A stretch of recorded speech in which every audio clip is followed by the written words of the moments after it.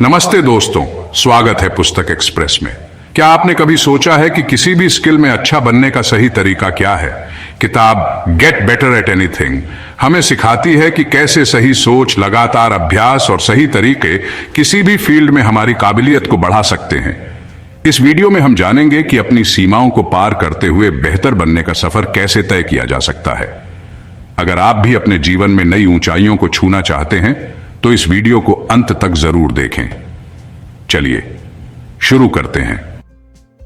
माहिर होने की खोज, अपनी छुपी क्षमता को जागृत करो। क्या आप सोच सकते हैं कि आप कोई भी स्किल या आदत जिसमें आपको कभी दिक्कत हुई हो उसमें सुधार कर सकते हैं? सोचो, आप किसी भी चीज में जिसमें आप अपना मन लगाएं कमाल कर सकते हैं। चाहे वह कोई संगीत वाद्य यंत्र बजाना हो, कोई नई भाषा सीखना हो या मुश्किल परीक्षा में टॉप करना हो। यह सिर्फ एक सपना नहीं है, यह बिल्कुल संभव है। आइए उन तरीकों को समझते हैं जो आपकी छुपी ताकत को बढ़ाने में मदद करेंगी। हम अक्सर उन लोगों को जो अपने फील्ड में कमाल करते हैं देखते हैं तो कभी उनकी तारीफ करते हैं और कभी जलन भी होती है। हम सोचते हैं इनका राज क्या है, क्या ये पैदाइशी ही टैलेंटेड हैं? सच ये है कि पैदाइशी टैलेंट का रोल तो होता है, लेकिन ये सबसे महत्वपूर्ण नहीं होता। असली राज सही प्रिंसिपल्स और तरीकों को समझने और लागू करने में है। यहीं पर स्कॉट एच यंग की किताब गेट बेटर एट एनीथिंग काम आती है। यह किताब कोई ऐसी वैसी सेल्फ हेल्प गाइड नहीं है जो झूठे वादे करती हो। यह स्किल में एक्सपर्ट बनने का एक प्रैक्टिकल रास्ता है जो रिसर्च और रियल लाइफ उदाहरणों पर आधारित है। तो क्या आप सेल्फ इंप्रूवमेंट और लगातार ग्रोथ के इस बदलाव लाने वाले सफर को शुरू करने के लिए तैयार हैं? अगर आपको यह प्रेरणादायक लगा तो इस वीडियो को लाइक और शेयर करना ना भूलें। चलिए शुरू करते हैं। Growth mindset. अब अभी तक की ताकत को समझो। सोचो, एक बच्चा साइकिल चलाना सीख रहा है। वो गिरता है, संभलता है, थोड़ी चोट भी लग जाती है, लेकिन क्या वो हार मानता है? नहीं, वो बार बार कोशिश करता है क्योंकि उसे पता है गिरना तो सीखने का हिस्सा है। दोस्तों, यही है ग्रोथ माइंडसेट का असली मतलब। साइकोलॉजिस्ट कैरोल ड्वेक ने इसे ग्रोथ माइंडसेट कहा है। इसका मतलब है कि हमारी काबिलियत फिक्स नहीं है। मेहनत और लगन से हम और भी सीख सकते हैं। मुश्किलों को अपनाना, हार नहीं मानना और मेहनत को बोझ नहीं बल्कि सफलता की सीढ़ी समझना। जिन लोगों का फिक्स्ड माइंडसेट होता है वो सोचते हैं कि अक्ल और टैलेंट पैदा होते ही फिक्स हो जाते हैं। मैं ये नहीं कर सकता बोलने की बजाय हम बोल सकते हैं, मैं अभी ये नहीं कर सकता। बस इतना सा बदलाव और हमारी सोच पूरी बदल जाती है। हमें याद आता है कि लगन और मेहनत से हम कुछ भी कर सकते हैं। पठार से बाहर निकलना, समझदारी से अभ्यास। हम सबने अपनी सीखने की यात्रा में पठार पर पहुंचने की निराशा का अनुभव किया है। चाहे वो गिटार बजाने में तरक्की करने के लिए संघर्ष करना हो, वीडियो गेम में एक ही लेवल पर अटके रहना हो या अपने काम में रुकावट आ जाना हो, पठार बहुत ही हतोत्साहित कर सकते हैं। इन पठारों से बाहर निकलने की कुंजी समझदारी से अभ्यास की अवधारणा को समझने में है। यह सिर्फ बिना सोचे समझे एक ही चीज को बार बार दोहराने के बारे में नहीं है। यह अपने आराम क्षेत्र से बाहर निकलने, अपनी कमजोरियों को पहचानने और उन खास क्षेत्रों को बेहतर बनाने पर ध्यान केंद्रित करने के बारे में है। एक पेशेवर खिलाड़ी की प्रतियोगिता के लिए अभ्यास करने के बारे में सोचो। वो बस यूं ही आकर मोशन से नहीं गुजरते। उनके पास खास कौशल और कमजोरियों पर ध्यान देने के लिए बनाया गया एक स्ट्रक्चर्ड ट्रेनिंग रेजिमेंट होता है। इसी तरह हमें अपने जीवन में भी इरादे और ध्यान के साथ सीखने की जरूरत है। उस कौशल को छोटे, ज्यादा मैनेजेबल कंपोनेंट्स में तोड़ दो जिसे आप मास्टर करना चाहते हैं। अपनी कमजोरियों को पहचानो और उन क्षेत्रों को बेहतर बनाने के लिए खास प्रैक्टिस सेशंस डेडिकेट करो। मेंटर्स या पीयर्स से फीडबैक लो और कंस्ट्रक्टिव क्रिटिसिज्म के लिए ओपन रहो। याद रखो, समझदारी से प्रैक्टिस हमेशा आसान या एंजॉयबल नहीं होती, लेकिन यह डिस्कम्फर्ट ही है जो हमें ग्रो करने और इवॉल्व करने के लिए पुश करती है। अंततः हमें मास्टरी तक ले जाती है। फीडबैक लूप, गलतियों से सीखना। सीखने और खुद को बेहतर बनाने के सफर में फीडबैक हमारा सबसे बड़ा साथी होता है। ये एक कंपास की तरह है जो हमें हमारे लक्ष्यों की तरफ ले जाता है, हमारी प्रगति दिखाता है और उन हिस्सों को बताता है जिन पर और ध्यान देने की जरूरत है। फिर भी हम में से कई लोग फीडबैक से दूर भागते हैं, आलोचना से डरते हैं या अपनी कमियों से निराश होते हैं।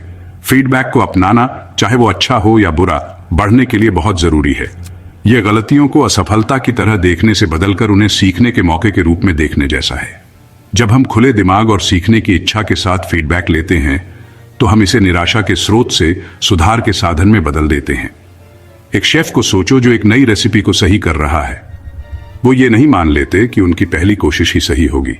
वो स्वाद चखते हैं, बदलाव करते हैं, दूसरों से फीडबैक लेते हैं। इसी तरह अपनी जिंदगी में हमें हर काम में फीडबैक लूप्स बनाने की जरूरत है। मेंटर्स, साथियों या उन लोगों से भी फीडबैक लो जो एक अलग नजरिया दे सकते हैं। और सबसे जरूरी बात, फीडबैक लेने और उसे लागू करने के लिए खुले रहो, भले ही वो हमेशा वो ना हो जो तुम सुनना चाहते हो। याद रखो, फीडबैक निर्णय के बारे में नहीं है, ये बढ़ने के बारे में है। 5वां भाग, आदतों की ताकत, छोटे बदलाव बड़े नतीजे। हम अक्सर छोटे रोज किए गए कामों की ताकत को कम समझते हैं। हम बड़े बड़े लक्ष्य तो बना लेते हैं, लेकिन उनके बड़े आकार से डरकर हार मान लेते हैं और निराश हो जाते हैं। यहीं पर आदतों का जादू काम आता है। आदतें वो छोटे छोटे मामूली से लगने वाले काम होते हैं जो हम रोज करते हैं, अक्सर बिना सोचे समझे।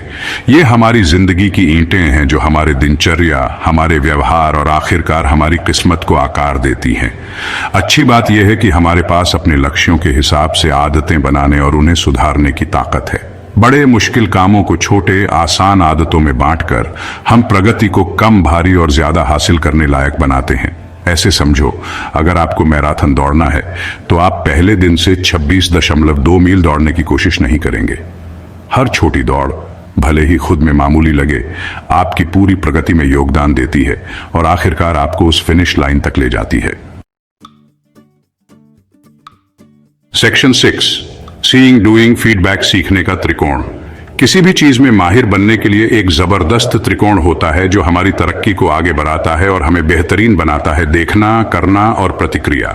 ये 3 हिस्से आपस में जुड़े और एक दूसरे को मजबूत करते हुए असरदार सीखने और हुनर बढ़ाने का आधार बनाते हैं। देखने में खुद को अपने चुने हुए काम में डुबो देना, एक्सपर्ट्स को देखना और उनकी तकनीकों को समझना शामिल है। ये बारीकियों, छोटे छोटे कामों और उन जटिल बातों का अध्ययन करने के बारे में है जो एक नौसिखिए को एक उस्ताद से अलग करते हैं। करना वह जगह है जहां असली काम शुरू होता है, जहां सिद्धांत काम में बदल जाता है। यह अपनी आस्तीन ऊपर करने, अपने हाथ गंदे करने और घंटों अभ्यास करने के बारे में है। बार बार कोशिश करने, गलतियों से सीखने और उन्हें आगे बढ़ने के पत्थर के रूप में अपनाने से हम वास्तव में देखने से प्राप्त ज्ञान को आत्मसात करते हैं। प्रतिक्रिया हमारे कंपास का काम करती है, जो हमें हमारे इच्छित गंतव्य की ओर ले जाती है। यह हमें हमारी प्रगति का एक निष्पक्ष मूल्यांकन प्रदान करती है, हमारी ताकत को उजागर करती है और उन क्षेत्रों को रोशन करती है जिन पर और ध्यान देने की आवश्यकता है। चाहे वह किसी गुरु से रचनात्मक आलोचना हो, हमारे साथियों से प्रतिक्रिया हो या हमारे अपने प्रदर्शन पर आत्मचिंतन हो। प्रतिक्रिया हमें अपनी तकनीकों को सुधारने और लगातार सुधार करने की अनुमति देती है। देखने, करने और प्रतिक्रिया देने का यह चक्र चलता रहता है जो हमें महारत की ओर ले जाता है। सेक्शन 7, असली दुनिया के बदलाव, case studies in mastery. Get better at anything में बताए गए प्रिंसिपल्स बस थियोरेटिकल कॉन्सेप्ट्स नहीं हैं। ये प्रिंसिपल्स कई लोगों ने अलग अलग फील्ड्स में टेस्ट करके प्रूव किए हैं। चलो कुछ रियल वर्ल्ड केस स्टडीज देखते हैं जो इन स्ट्रैटेजीज की ताकत को दिखाते हैं। The MIT challenge. इस किताब के लेखक स्कॉट यंग ने एक बड़ा चैलेंज लिया, पूरा 4 साल का MIT कंप्यूटर साइंस कोर्स सिर्फ 1 साल में पूरा करना, वो भी खुद पढ़कर और अपनी जर्नी ऑनलाइन डॉक्यूमेंट करते हुए।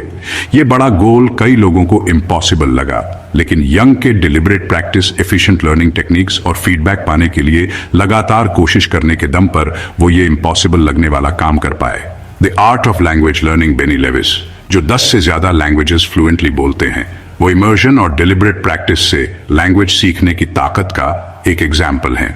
लेविस गलतियों को अपनाने, एक्टिवली कॉन्वर्सेशंस में एंगेज होने और पहले दिन से ही टारगेट लैंग्वेज में इमर्स होने की इंपॉर्टेंस पर जोर देते हैं। एमेच्योर से प्रोफेशनल फोटोग्राफर तक कई सक्सेसफुल फोटोग्राफर्स ने हॉबीइस्ट्स की तरह मोमेंट्स कैप्चर करने के पैशन के साथ शुरू किया था। लगातार प्रैक्टिस करके, मास्टर्स के काम को स्टडी करके, अलग अलग टेक्निक्स के साथ एक्सपेरिमेंट करके और अपने कंपोजिशंस पर एक्टिवली फीडबैक लेकर उन्होंने अपनी स्किल्स को इंप्रूव किया और अपने पैशन को प्रोफेशन बना लिया। 8वां भाग, 12 सीखें कामयाबी पाने के, आपकी कामयाबी का रास्ता। गेट बेटर एट एनीथिंग में स्कॉट यंग ने अपने अनुभवों को 12 आसान सीखों में बताया है जो मास्टरी हासिल करने में मदद करती हैं।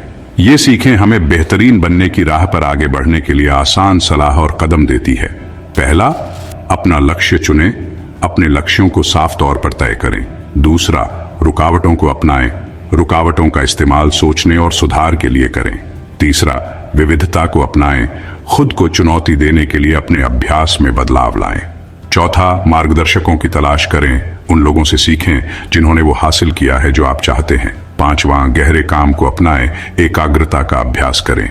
छठा, खेल को अभ्यास में बदलें, अभ्यास को मजेदार बनाएं। सातवां, असफलता से न डरें, गलतियों को सीखने के मौके के रूप में देखें।